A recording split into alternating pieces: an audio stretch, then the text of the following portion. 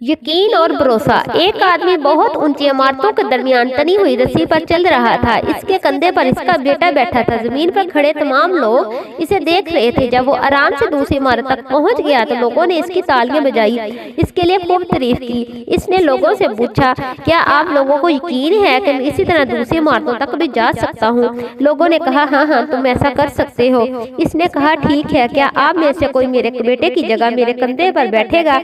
मैं इसे दूसरी तरफ ले जाऊंगा। इसकी बात सुनकर तमाम लोग सख्ते में आ गए। यकीन अलग चीज है, भरोसा अलग। भरोसा करने के लिए आपको मुकम्मल तौर पर फना होना पड़ता है। आज हम सब इसी भरोसे की कमी है।